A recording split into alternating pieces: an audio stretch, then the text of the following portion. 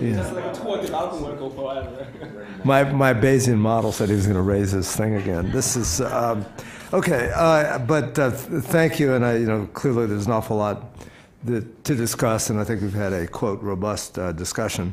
So with that, why don't we go to the public comment session? There are two people who are going to comment, and just as a reminder, you have 5 minutes, and I'll give you a warning at 30 seconds. Our first presenter is Danielle Wyckoff from Tox Strategies, Inc. Danielle.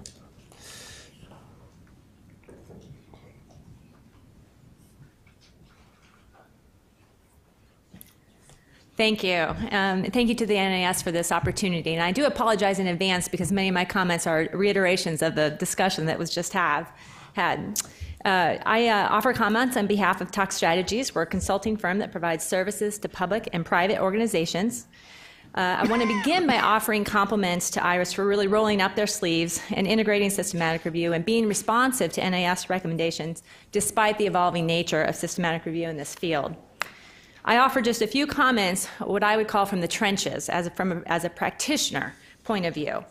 Through the conduct of multiple systematic reviews, all of which have had goals beyond hazard characterization, we've experienced many of the same challenges. Having lived this, I very much appreciated the discussion yesterday regarding efforts to ensure consistency of staff doing assessments. I would support that establishing a common vernacular and consistent application of these concepts really does take time, a challenge that I would envision ongoing with internal and external review of the assessments. Next slide.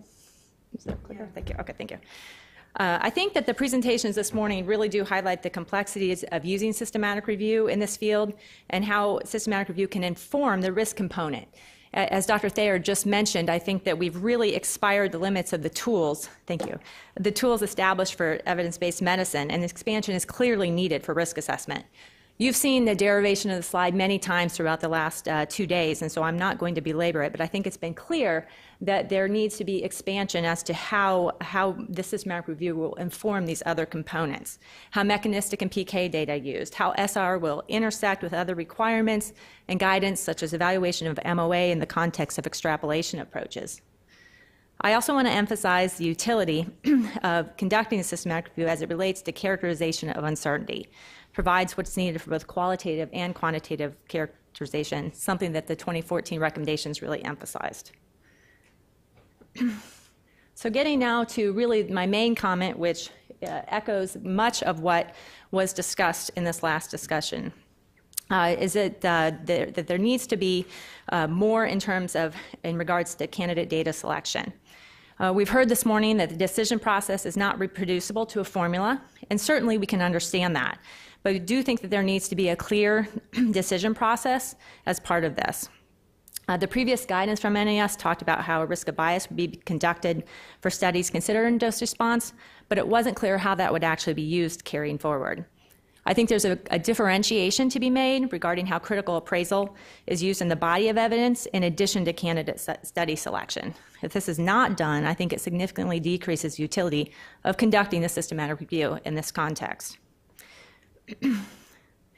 So in the screenshot I've shown here is a recent publication that demonstrates the potential application of risk of bias in selecting candidate data sets.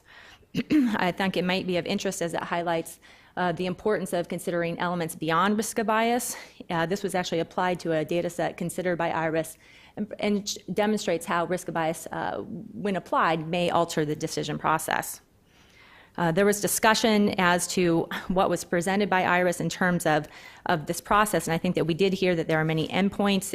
There's a process already for deciding which endpoints would be used, but it's still not apparent which studies within an endpoint, and specifically how data quality are considered in that, something that wasn't readily apparent. In fact, it seems that many of the decision criteria in slide 129 were really related to external validity or generalizability.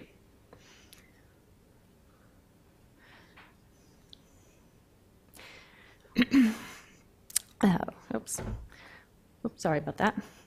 So my last comment is I would really like to encourage the continued use of tools that facilitate transparency. Certainly, this is the direction of the field. We have seen the irises using HAWK, which is great, but we want to encourage that those materials be made public at the very earliest of opportunities.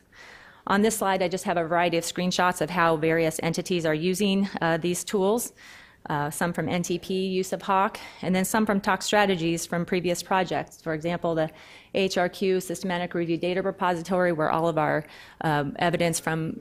Thank you.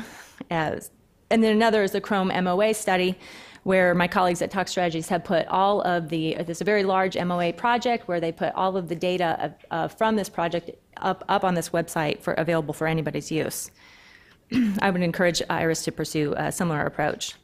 So I'd just like to reiterate the compliments for IRIS and close with, contrary to what many people perceive, once it's up and going, this process actually makes your workflow much more efficient in our experience. Thank you. Okay, thank you.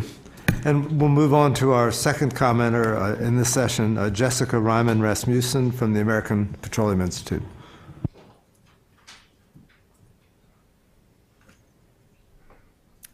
Thank you and good morning.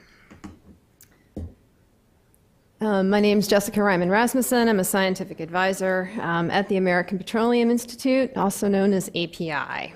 And API is the sole national trade association that represents all facets of the oil and natural gas industry. We're involved in research, standards, development, and advocacy.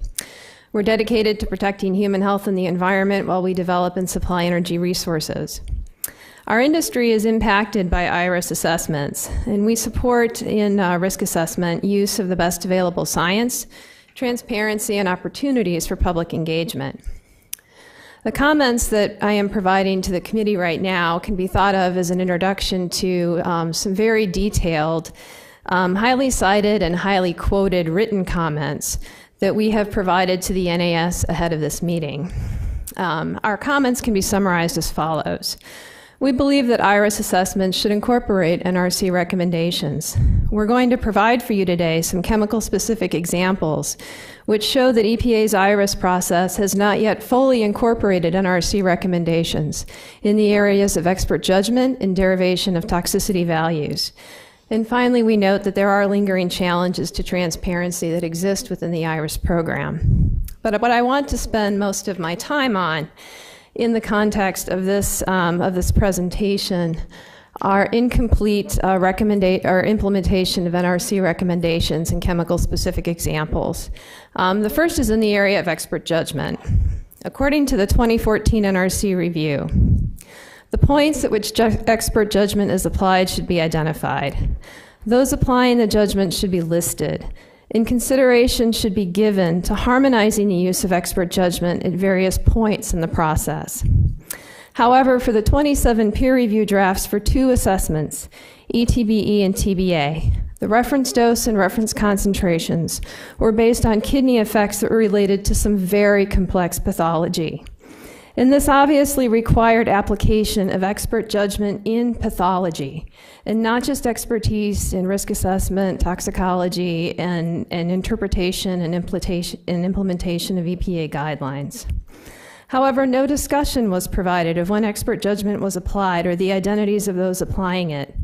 And we were unable to find any evidence of apparent pathology expertise either within EPA or on the CAC. And what I mean by evidence, apparent evidence, are credentials, biographical information indicating qualifications such as MDs, DVMs, PhDs, extensive training in pathology or board certifications that are common to pathologists. I think this was also recognized in the minutes for the meeting for these two chemicals for the CAC, and we've cited that within our written comments. Unfortunately, the CAC wasn't able to reach a consensus on the non-cancer kidney effects for both of these assessments, which may be a consequence of not fully implementing this recommendation. In the area of derivation of toxicity values, the 2014 NRC review states, EPA should develop criteria for determining when evidence is sufficient to derive toxicity values. One approach would be to restrict formal dose response assessment to when a standard descriptor characterizes the level of confidence as medium or high, as in the case of non-cancer endpoints, or as carcinogenic to humans or likely to be carcinogenic to humans for carcinogenic compounds. However, in the recent 2017 peer-reviewed draft for ETBE, a dose-response assessment and a low-dose linear extrapolation was done for a descriptor of suggestive evidence of carcinogenic potential. This is inconsistent with the NRC recommendations listed above. It's also inconsistent with EPA's 2005 guidelines for carcinogen risk assessment, which state that dose-response assessments are generally not attempted for suggestive descriptors. And finally, it appears to be inconsistent with the decisions of other EPA offices, particularly the Office of Pesticide Programs. I provide within our written comments a citation indicating that dose-response assessments aren't required for suggestive. So in concluding, we believe that IRIS assessments should incorporate NRC recommendations. We provide chemical-specific examples which show that these have not been completely incorporated and are affecting present assessments. And we very much appreciate the opportunity to comment to the panel today. Thank you. Okay, thank you, and thank you to both commenters. Thank you to the panel. We now have a well-deserved 16-minute break till 10:30.